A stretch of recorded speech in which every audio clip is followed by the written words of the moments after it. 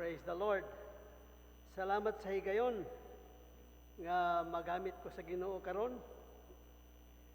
Absent ang mga pastor na mga lakad. May gani kay na ako. So manalipay ko og way mga pastor kay makapuwali pod ko gamay. Amen. Can I request? Yan, mo nang atong istoryahan karon. Which particular person are you? So, og na mo'y Bible, kindly go there, please, 1 Corinthians chapter 2 and verse 14.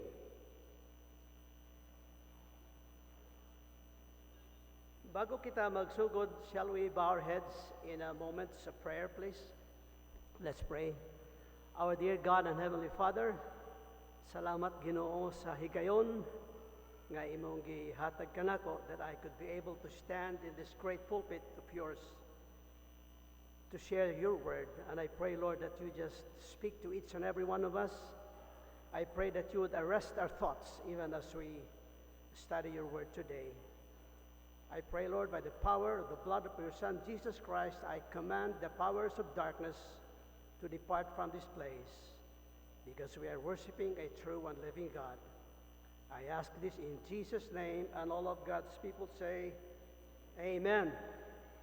Diya sa sunod nga slide, makita nato the social scientists have categorized people into generational groups or the generational divide, if you will.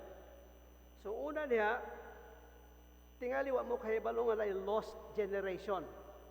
So the first one you see there is the lost generation, and kana sila nagsugod sa 1883 taman sa 1900. And then we see the greatest generation, which is 1901 to 1927. So kung buhi pa mo og taga og 1927 ka na tao, you'll be proud because you are part of the greatest generation. Mo kini sila ang nagsulod sa the Great Depression sa ilang mga kinabuhi. And then we have the silent generation, 1928 to 1945. And kini karon mga baby boomers, daghang kita, apil ko ni ani, 1946 to 1964. And then we have Gen X, Generation X, 1965 to 1980. Then we have the millennials. Bala ninyo, kana sila gitawag Generation Y, 1981 taman sa 1996. And then we have the Gen Z, 1997 paingon sa 2017. And then 2012 di ay. And then we have kay nahurot naman ang XYZ, naghatag sila og bagong ngalan, Generation Alpha, which is 2013 taman sa 2025 karon. Pero nagtag-an sila nga naa pa di ay sumusunod nga Generation Beta. So magsugod na sila sa A, pero ang gigamit nila Greek na, no? So anyhow, I can explain all this generational divide to you, but that's not the point that I want to explore this morning. I place that there in order for us to know that there are different groups. And that also, and this may surprise you because God also placed people in divisions. Napod generational divide. Not generational divide, but categories of people groups din sa Bible. And in 1 Corinthians, we find that God actually gives us three categories. So, and as we look at our text this morning, sa atong pag-explore ni ini, tanaw nato, makita nato nga ang pulong sa Dios nagsulti ka nato nga naay tulo ka bahin, tulo ka grupo sa mga katawhan. So in 1 Corinthians chapter 2 and verse 14, ako lang ding ihatag in capsule and we will go deep as we progress into our message. In 1 Corinthians chapter 2, ug naano mo diha in verse 14, the Bible speaks of the natural man. And then in verse 15, the Bible refers to one of who is spiritual. And then in 1 Corinthians 3 verse 1, the Bible speaks of those that are carnal. So naay tulo ka bahin. So ang matag usa ka tao karon nahisakop sa usa ni ining tulo ka matang sa pagkatao. Ang pananaw sa Dios, kita mahimo kitang natural or kalibutanon or yutanon, no? O carnal, o spiritual. So kitang tanan gibutang sa Dios dinhi sa niining tulo nga mga matang. Now, pangutanan ninyo inyong mga kaugalingon, which category does God place you in? So let's look at these three types of people and try to answer that question. So obvious kayo ang outline ni ining passage and you can easily follow. So number one, gusto na ito makita ang natural man, the natural man. I want us to look at verse 14. Ingon din but the natural man does not receive the things of the Spirit of God, for they are what?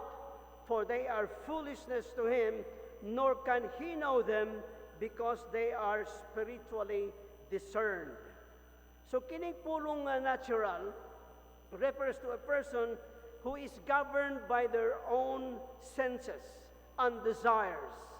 One governed by their lower passion, the base passions of their life, in contrast to those led by higher passions. So William Burkitt, makita nato diha sa isa ka quote nga akong gibutang diha, said it speaks of one who acts only by the principles of human reason and worldly wisdom, who, though well furnished with intellectual and moral improvements, is yet destitute of the enlightening spirit and renewing grace of God. So, klaro kayo, that is simply said, that the natural man is one who lives in this present world, having no respect to spiritual or eternal things. Kanang ilang mga gabuhaton, wala sila'y goal, wala sila'y investment for eternal things. So simply put, the natural man does what comes naturally. Now, who is this person? When the Bible speaks of the natural man, it is speaking of someone nga wala pa naluwas. They are not saved. In other words, this person have never been born again. They have had natural birth, na tao sila, physical, but they have never had a spiritual birth. They have been born physically, never accepted Jesus Christ as their personal Savior. God puts them in this category. So kung wala pa mo nakadawat kang Kristo, ug na kamo dinhi karon, kamo nakabutang dinhi sa natural man. Now, what does the Bible say about natural people? Unsa may ilang mga characteristics? Now, let us look at this. First, we see the natural man is beholden to earthly things. Again, balik ko na to ang pulong nga natural. This speaks of one who is governed, as I have said earlier, with their own senses and desires. They do not live their life according to God's desires, but their own selfish desires. To be more precise, they live their lives according to their fleshly inclinations, ang ilang yutanon nga mga desires. In Ephesians chapter 2 and verse number 3, gi-describe kini ni Paul ang ilang kinabuhi sa wala pa maluwas nga mga tao. And we read, all of these used to live that way, following the passionate desires and inclinations of our sinful nature. By our very nature, we were subject to God's anger, just like everyone else. So, Paul is talking about their walk. How a person lives. Unsa ang ilang lifestyle. More specifically, how a lost person behaves in our society. So how does a lost person live? Unsa may kinabuhi sa mga tao nga wala maluwas? So they live according to the lusts of the flesh and live to fulfill the desires of the flesh. So many of us can remember, ug unsa kita ni adto. Many of you sa akong edad na ilhan tingali ninyo kami nga mga kagrupo ug unsa kami ni adto. So we remember how we lived before we got saved. God had no place in how we lived. We basically lived to have good time. Pirmi lang kapangita sa good time. Why is that? Because they have all bad times. We basically live for that. And for the most part, having a good time took us down a path of sensual pleasure and activities. We did what we wanted to do rather than what God wanted for us to do. Our whole life was governed and controlled by our wants and our desires. We lived after this world instead of the world to come because we were beholden to earthly things. We are bound to materialism. Mora na atong kapangitaon kung say makahatag og yutan-on nga kalipayon sa ato. So why do lost people live that way they do? Nganong ingana man ang ilang lifestyle? So the answer to that is very simple. Naibala na nato. They are lost. Wala na sila. They live a natural life because that is what they are. They are natural and they are lost. They don't know anything else. Their life is merely a reflection of who and what they are. Now, understand that a person is not lost because they sin. Dili ka na sila nangawala kay nakasala sila. They sin because they are lost. They don't know any better. A person is not a sinner because they sin. They sin because they are a sinner. Para sila na sa nganong galangoy ang isda. Mo na ilang pagkaisda. No? Nganong gasala man ang tao, kay makasasala man sila. That is what it is. In 1 Corinthians again, chapter 2, verse 14, nagaingon na din but the natural man does not receive the things of the Spirit of God, for they are foolishness to him, nor can they know them, because they are spiritually discerned. Now, the word receive, as a verse number 14, literally means to welcome. So when we say receive, you are being welcomed. You welcome something. You receive a guest, meaning to say you are welcoming a visitor. So the natural man does not welcome the spiritual things in their lives. They do not receive. That is why you can talk to lost people about coming to church, and they would easily turn the invitation down, and they will give you a gazillion of reasons nganong dili sila makaadto sa simbahan.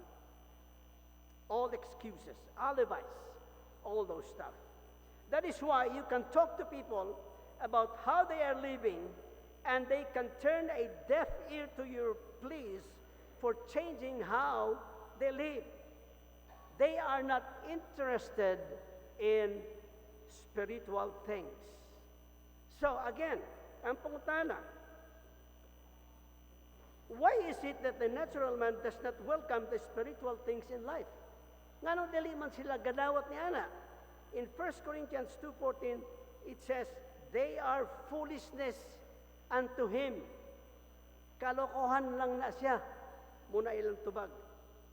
The word foolishness speaks of that which is distasteful. A lost person has no appetite for spiritual things. They only have an appetite for natural things. The things of the flesh taste better for them. So the leeks and the garlics of Egypt appeal to them more than the overflowing milk and honey of Canaan. Now, furthermore, we see that the natural man person also is blinded to eternal things. They are not only beholden, but they are also blinded to eternal things. Lantaon na po na ito ang next part of this verse. 2:14 also state, that when it comes to spiritual things, it says that nor can they know them because they are spiritually discerned. So, the unspiritual or the natural man simply cannot accept matters which the Spirit deals with.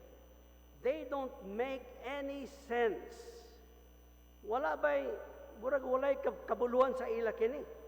The natural man does not appreciate the things of God. And furthermore, he does not apprehend or understand the things of God. Wag yun na sila makasabot bisag gamay. The word discerned there means to judge carefully or to judge correctly. The lost person lacks the ability to rightly and fully understand spiritual things. There is both the ability to undertake and understand spiritual things that is lacking. Kulang na sila sa ila. And I want you to look at 1 Corinthians 2:11, please, if you will. So no one can know a person's thoughts except that person's own spirit. And no one can know God's thought except God's own spirit. Now, the only way a person can apprehend and comprehend spiritual things is through how? Through the Holy Spirit of God. Now, since the Holy Spirit does not live in the lost person, they are blind to spiritual things. Kaya wala man sa ila ang banal nga Espiritu Santo, they are blind to that of which the Holy Spirit is talking about. A good example, si Nicodemus. Now, notice the exchange in John chapter 3 and verse number 3. Most assuredly, I say to you, unless one is born again, he cannot see the kingdom of God. Unsay tubag ni Nicodemus? How can a man be born when he is old?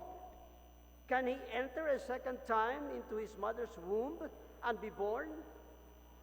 And then sa verse 9 sa chapter 3, Nicodemus asked, how can these things be? Usa gano man mahitabo ni? So he was, no doubt, Nicodemus was a very brilliant man, considering that he was a Pharisee. Yet when it comes to spiritual things, wala siya makasabot bisag gamay. You see, today, many could not understand why people considered it so important that a person is a Christian. Nganong Kristiyano man ka, nga boring man kaya na nga kinabuhi? They would ask you. They wonder why there was much talk about God, the Bible, being a Christian, that they did not understand. One time, nag-conduct ko Bible study sa mga professionals. Nangutana sila sa ako, nganong kamo, nga mga Kristiyano, puro Jesus, Jesus, Jesus. What is Christianity without Jesus? Nangutana ko sa ila, no? They don't understand. Why? The reason is simple, because they are spiritually blind. Now, that being said, let me ask if you are in this class. Has there ever been a time in your life when you realized that you were lost, that you needed to be saved, that you came to Jesus and accepted Him as your Savior?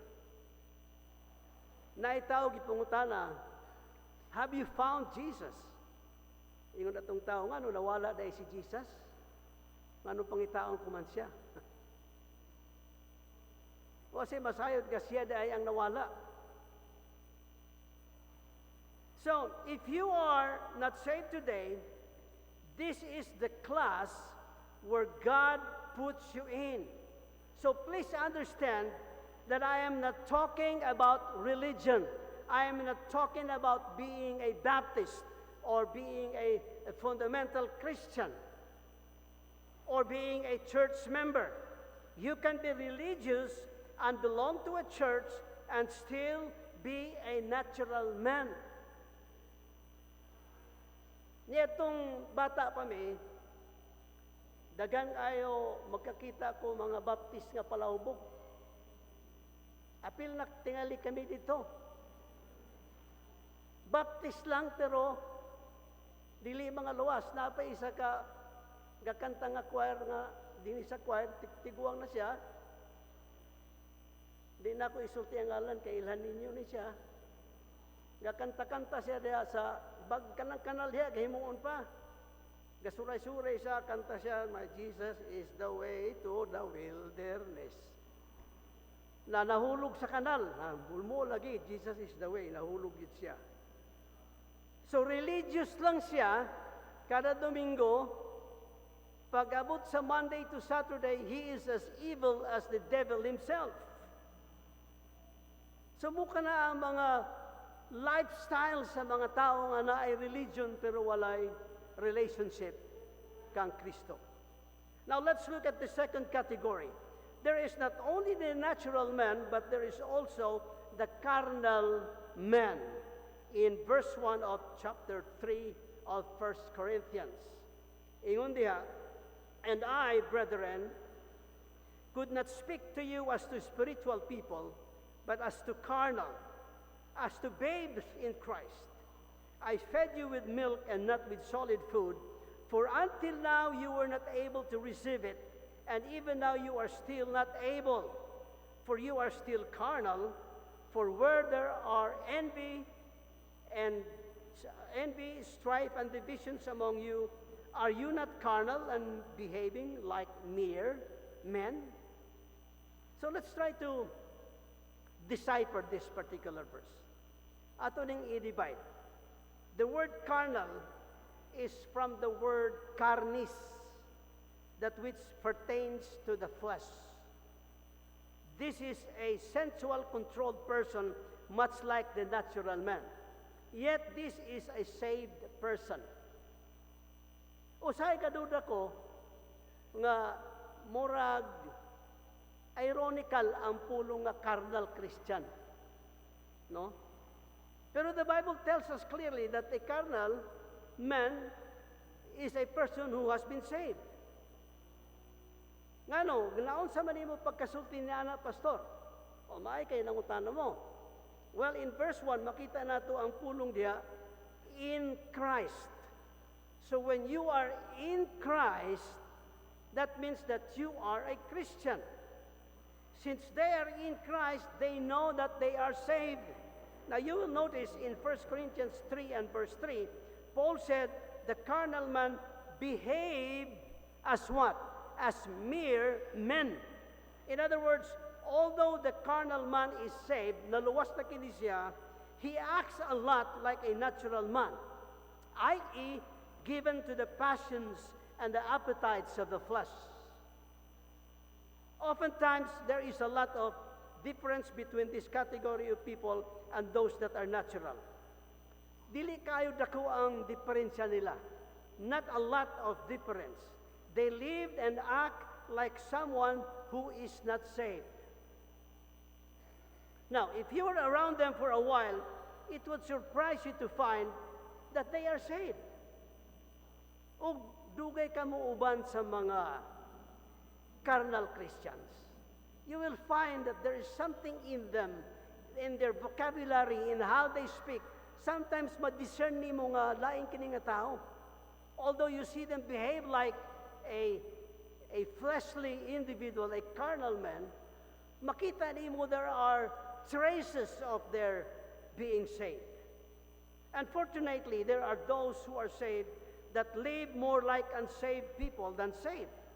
They are what the Bible calls carnal people.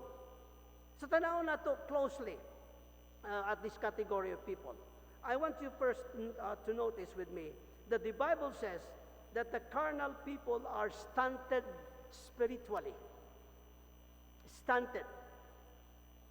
The Bible defines them in verse 1 of chapter 3 of 1 Corinthians as babes in Christ. Babies in Christ. As I said, being in Christ indicates that they are saved. Babes in Christ. Now, there was a point in their life when they truly and sincerely accept Christ as their Savior, But from that point on, there has been little or any spiritual growth. A newborn baby is a precious thing, di ba? Cute kaya na sila. Bisan pag mutigab na sa imong atubangan, okay lang gyapon. Now, thinking about babies, I think of a story I read about this couple way back up in the mountains, and the wife went into labor. The doctor was called, and since there was no electricity, the doctor handed the would-be dad the lantern and said, "Kabti kini kay aron makita na kung unsay akong kahimuon." So dito sila sa bukid. In a little while, the baby was born. The dad started to set the lantern down. Sayang excitement kay gusto niya tanawon ng iyang anak. Ingon sa doktor, "Hulat sa diha, don't set the light down. I believe there is another one coming." Sure enough, in a few minutes, a baby girl was born. Duha na. No sooner was it born when the doctor said, "Hang on, kay gusto na sa naog sa tao, sa papa, ang suga." Isa, "I believe there's another one coming." Katong tatay in taon, nagkamot sa iyang ulo. Ingon niya, "Do, basig mas maayo nga walay suga, kay aron di na madungagan." Because it seems that the light is attracting these babies to come out. So no matter how many babies come along, there is something exciting and precious about a newborn baby. There is something precious and exciting about the first words, the first step that they make, the first tooth that grows in their gums, etc. Always the first, no? Excited kay ko. When my eldest was born, I always watched his moves. In fact, I call him my masterpiece. Kamo nga na ay firstborn, you consider your firstborn your masterpiece. But don't be fast of declaring that, because that is God's masterpiece. So when they say, "Da, da, da," we call the whole family and tell the boy, "Hali mo, nagsulti na siya og da, da, da." However, if they are 12 years old, kung 12 years old na sila, and then they keep on saying, "Da, da, da," then that is not cute anymore, di ba? Nanay diferensya na. That's not something to get excited about. So there are people who have been saved for years, and they are still saying, "Da, da, da," and their life verse is still John 3:16, and wala nang iba. Years have gone by since the glorious day they became the child of God, but they never have grown spiritually. Now, mungutana ko sa inyo, what if we come to church dressed in our spiritual maturity? Unsa ka, no? Will you see deacons running around in their pampers? Will you see senior members gadagandagan nga nakalampin pa, kadala-dala o bibiron? Di ba that's awkward to see? Would there be some 50 years old going to the nursery? Would there be some who have been saved for 20 years that would be in preschool? It's possible. 1 Corinthians chapter 3 and verse 2 said, "I fed you with milk and not with solid food." Why? "For until now you were not able to receive it, and even now you are still not able." When the pastor preaches on something hard and solid, magmahay na dahin mo. Gapanungog-dungog na si pastor, gagamito niya ang bully pulpit para kasaban mi. But you know, sometimes we need the bully pulpit in the church in order to shake you and to awake you into your slumber, spiritual slumber, that is. They were not able to receive the deep things of God Why? Because even now they are still not able to chew the solid food. They should have been eating spiritual steak. But until now, they are still eating pablum, Gerbers. Bisag mga mature na kita nga mga Kristiyano. Furthermore, we also see that carnal people are sensitive spirituality. Sensitive kani sila. For you are still carnal, for where there are envy, strife, divisions among you, are you not carnal and behaving like mere men? Like children fighting in the backseat of the car. Carnal people are always getting their feelings hurt, getting upset, causing problems and stirring up something. Gagbay nga mga butang ilang gaawayan. Nayon sa ka-church, they were to celebrate their anniversary. Nayon nag-question, Pastor, kinanglan nga ang piano, dini sa layo. Nag-away sila just for the position of the piano.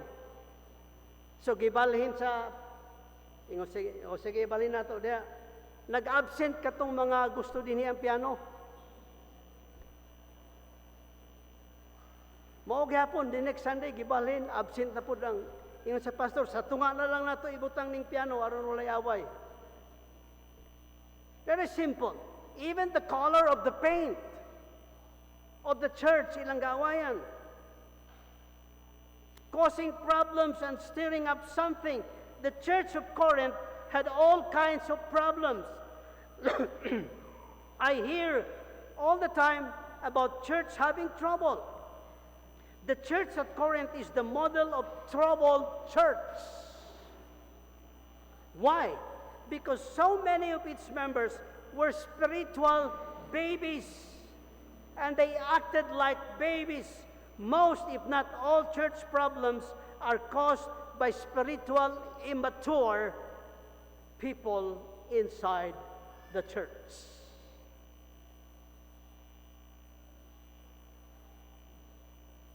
Instead of acting like spiritual adults, carnal people like to act like babies.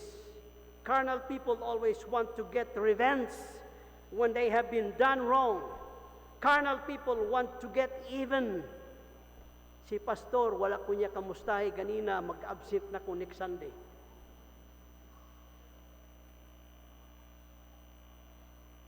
Birthday na ko, wala ko nila gigreet.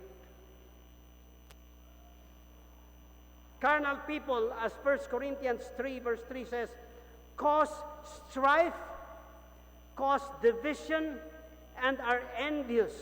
They are not only spiritual babies, but they also act like it. Now let me ask you if you fall into this category of people. Have you been saved for many years, but have never grown in the Lord? Are you a carnal person? Now there is a third and last category that the Bible describes. The category involves the spiritual man. Okay na ang spiritual man. The real thing. 1 Corinthians 2:15 speaks of he that is spiritual. Also in 1 Corinthians 3 verse 1, condemning their spiritual immaturity, Paul said, "And I, brethren, could not speak unto you as unto spiritual." So obviously, this is a saved person because they are spiritual. This Christian stands in stark contrast with the carnal Christian. The carnal Christian is like the natural man, governed by the flesh, whereas the spiritual man is governed by the Spirit, walking in the Spirit. What does the Bible say about the spiritual person? So tanaw nato unsa kini sila. Number one, a spiritual person is a perceptive person. A perceptive person. So when it comes to spiritual things, unlike the natural man, there is understanding na ay pagsabot. Notice verse 15. But he who is spiritual judges all things, yet he himself is rightly judged by no one. Now, lantaw nato ng isa ka pulong diya, the word judgers means that the spiritual man is able to sift through the evidence and reach proper conclusions. Bala niya ang saan pagtimbang sa mga butang. You will notice carefully in verse 15 that the Bible says the spiritual man is able to judge all things. The spiritual man is able to come to the right conclusions about all things. For example, the Christian community and the church are often attacked by the media in certain circles because of their stands and their beliefs, certain moral issues that are prevalent to our society, especially from where I pastor, sa Gawas. The Christians are being vilified in the press, in the media. The world often rebels against our convictions and endorses the things we preach and believe are wrong. Kanang atong gipangwali, sayop kuno, immoral and sinful. They tell us that we are hateful. When we preach against homosexuality, we are hateful people because we don't understand the alternative lifestyle of people. Why? It is because they do not see things from the proper perspective. Whereas the Christian comes to the proper conclusion because they understand the things from God's perspective. Kung Kristiyano mo, and if you are mingling with society, labi na diya sa mga colleges, you will notice nga nakita ninyo na mga generational divide nga pakita nato. Kana mga millennials, kana mga Gen Zers, they think differently. Murag lain sila nga planeta, gikan. Why is that? Because they don't discern. They are not spiritual. Their view of what is right and wrong is distorted. Why? Because they lack spiritual discernment. Whereas the spiritual man does have such discernment. We are easy to discern things, particularly that which is against the Word of God. Furthermore, the spiritual man is not only a discerning people, but also a peculiar person. A peculiar person. In 1 Corinthians chapter 2 and verse 15, we find that the spiritual person is judged by no one. Whereas the spiritual man is able to understand all things, the world is never able to understand the spiritual man. Sometimes, if you are really behaving like a proper Christian, they will call you a weirdo. Why? Because they are not able to understand you and me. That is, the world can explain what makes difference in their lives. There is a difference in how they live, how they think, who they are, and what they do. The world doesn't understand what makes this difference. They don't understand why we come to church every Sunday. They don't understand even if it's stormy outside, musimba gyapon kita. Being a spiritual person, their life is spirit-led rather than flesh-controlled. They walk after the Spirit rather than after the flesh. They are Christians and their life is a reflection of what really does it mean to become a Christian. 1 Peter 2 and verse 9. Tanaw nato ni nga pulong. But you are a chosen generation, a royal priesthood, a holy nation, His own special people, that you may proclaim the praises of Him who called you out of darkness into His marvelous light. Did you catch that verse? You are God's chosen generation. My daughter is working with Chosen People Ministry. It's a nice place to work. Chosen people, mga Hudiyo nga mga Kristiyano, Messianic Jew. They understand that they are the real chosen people of God. The verse says, His royal priesthood, His holy nation, His peculiar people. Look at that description of the real Christian. Chosen generation, royal priesthood, holy nation, a peculiar people. All the old titles of God's people now belong to you and to me. Kato mga title nga gihatag sa mga Jewish people that adheres to the Word of God, the old titles we call it, now belongs to us as well. Their life is God-pleasing, Christ-honoring, and Spirit-led. Everything about the spiritual person says, I know Christ. You know, sometimes we need this kind of sermon. Why? Because sometimes we forget who we are. We forget our identity. We forget that we belong to the King of Kings, the Lord of Lords, the Master of the universe. Nalimot kita di ay anak sa King of Kings. That's why we need to be reminded who we are, that you and I are spiritual people. Everything about you and me would say, I know Christ. Their walk and talk, their actions and reactions, their beliefs and behaviors, their being and doing reflects the dedication and consecration of their life. Now, understanding these three categories, people, which category do you find yourself to belong? Asa mo? Gahapon, sa spiritual lang ko, pastor.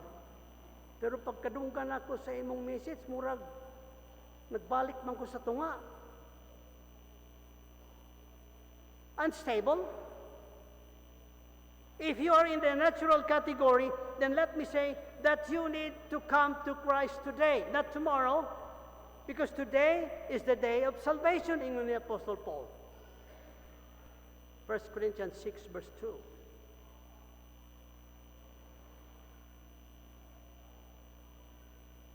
Your greatest need is to be saved.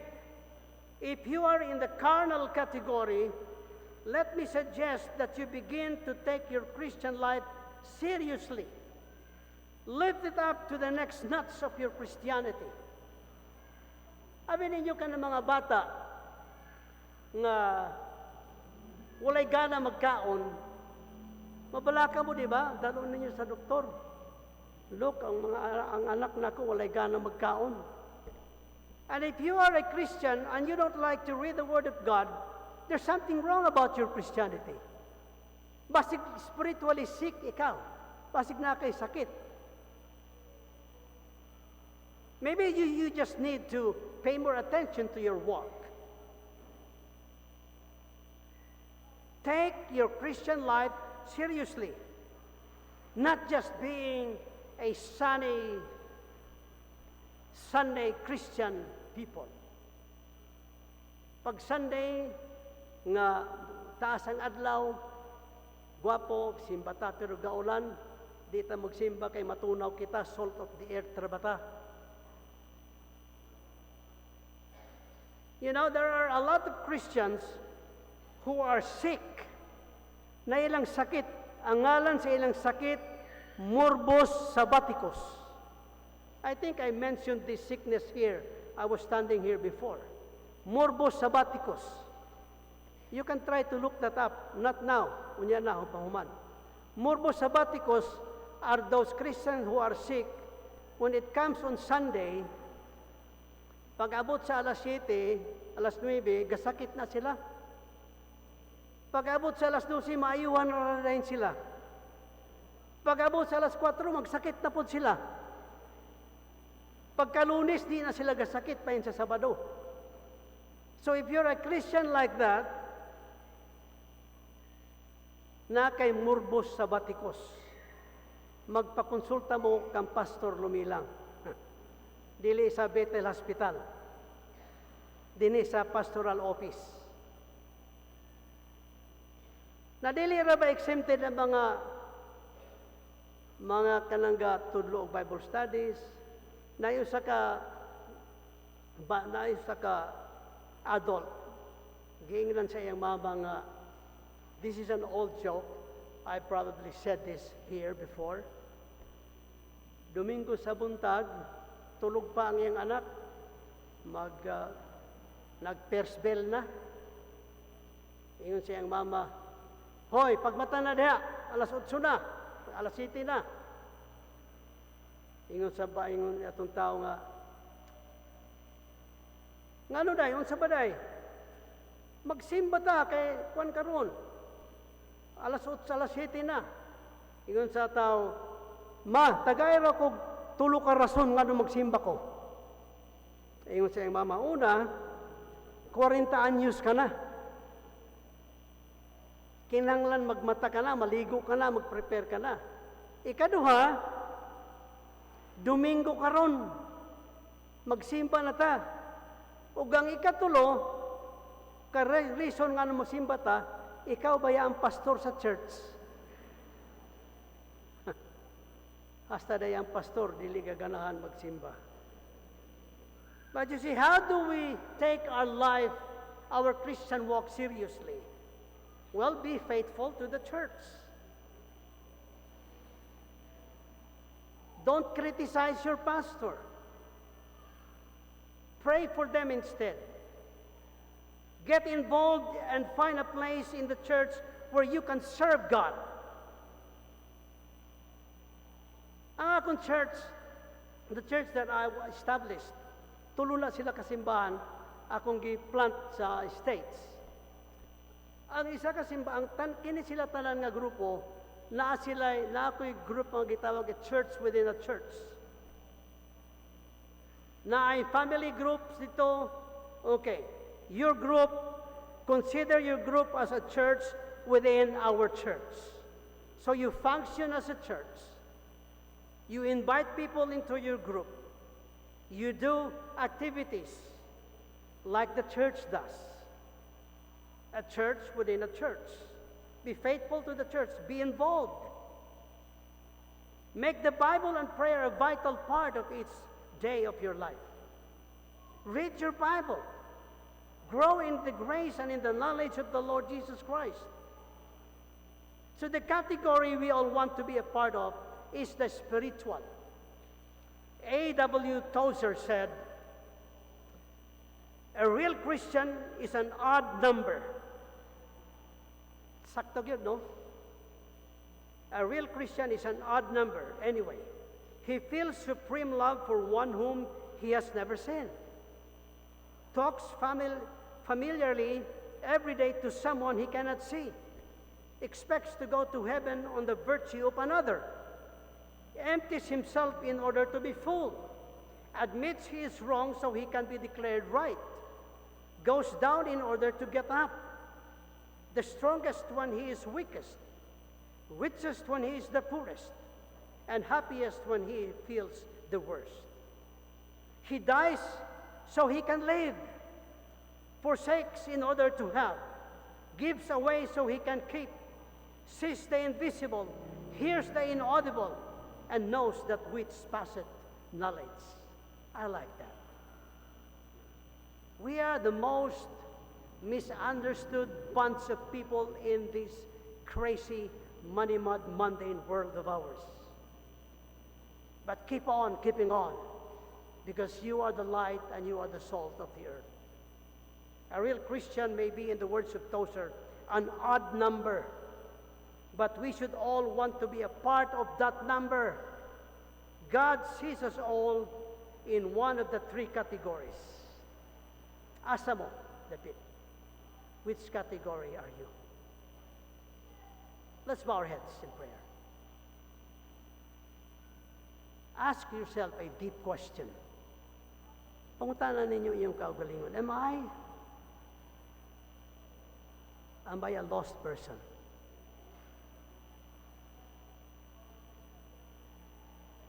Truly search your heart. Naluwas ba ka ako o tiyaw-tiyaw lang ko? Ask yourself.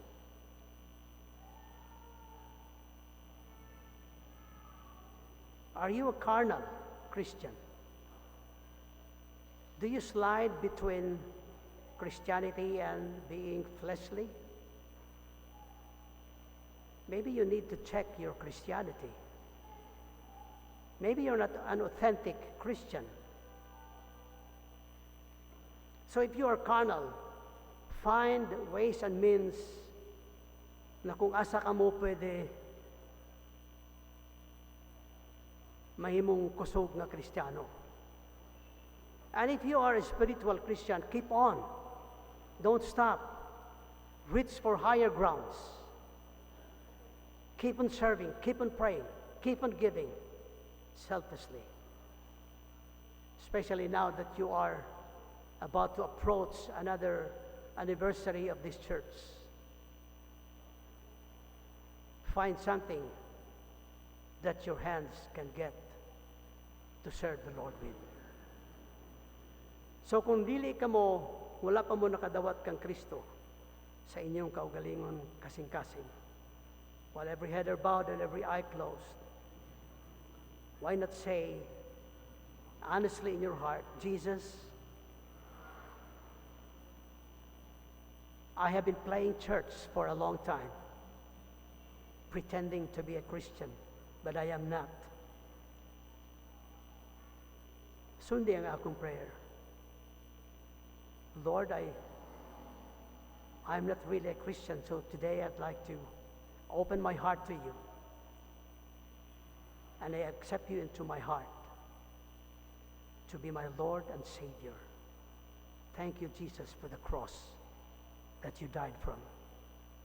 Thank you for the forgiveness of sin. And if you're a carnal Christian, pray this prayer. Lord, give me back once again the joy, my first love when I came to you. Allow me to taste once again the sweetness of your words. To taste just like honey and the honeycomb. And if you are spiritual, a Christian, Lord, help me to keep on keeping on. Thank you, Father, for this great privilege that you have given me. And I pray that there will be someone here today who prayed that prayer to receive you as their Lord and Savior. Thank you, Father, again. In Jesus' name, amen and amen. Thank you.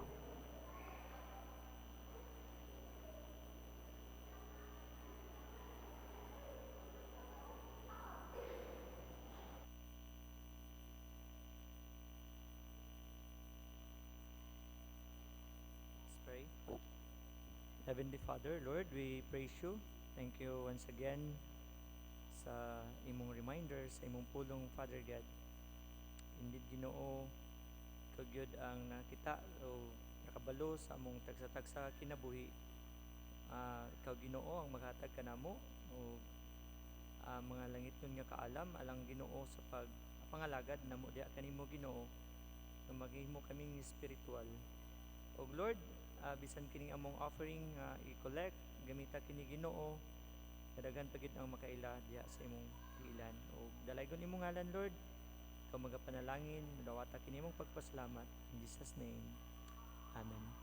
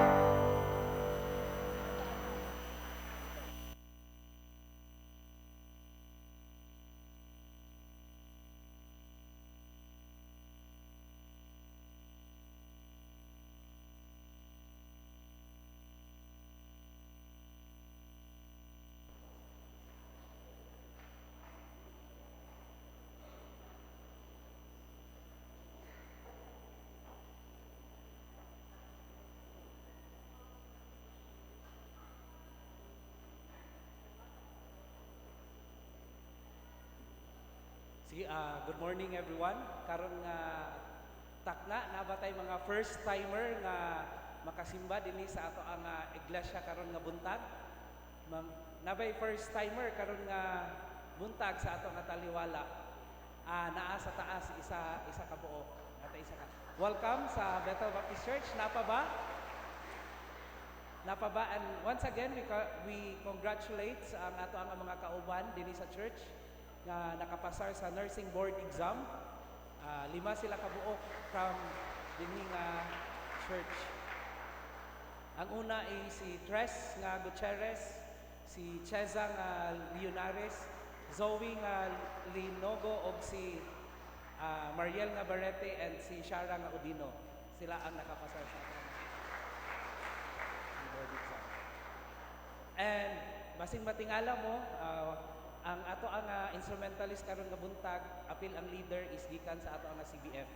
So, i-assign sila for this Sunday nga sila ang mag-lead. Kaya ang CBF, dili lang mi ga-train for leaders and also we develop ang ilahang skills and talent para magamit nila sa ilahang mga churches. So, wala na ba? Wala tayo bisita karon nga buntag? And kung wala na si Tita Perla nga review for the announcements sa ato nga Thanksgiving.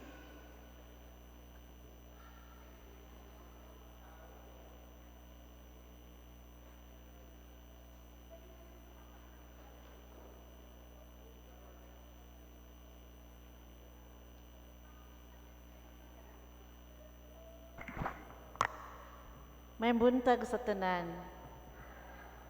Excited na ba ta sa Thanksgiving? If you're excited, say Amen.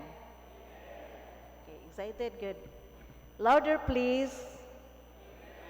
Amen. So, we are not really in trouble for the Thanksgiving financial aspect, no? Kay, una sa tanan, atong pasalamatan gid ang Ginoo sa iyang grasya nga every day we have to be thankful. First is we breathe every day. Usa sa mga butang nga atong pasalamatan is gibutang gid ta sa Ginoo dinhi sa Malaybalay. Gibutang ta sa Ginoo dinhi sa Bethel Baptist Church. Sa Manila, they have experienced many things like bagyo, nagkagidlay ang ilang kinabuhi tungod sa baha. Kita wala gyud. Wala ganita makatunog. Pag maingon sila nga naay bagyo, wala gid ta makatunog og daghan nga tubig whenever we go around the streets. Tungod kini usa sa atong pasalamatan kay dinhi kita gibutang sa Malaybalay. Second is wala gid ta kay pa experience sa Ginoo, although dako kay ang experience nato karon sa kanang flood control project, no.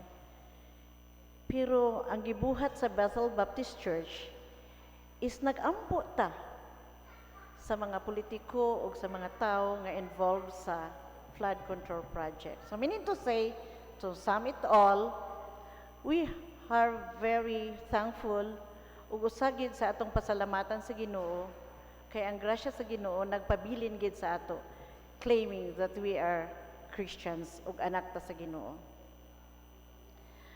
I am going to present to you the budget that we need.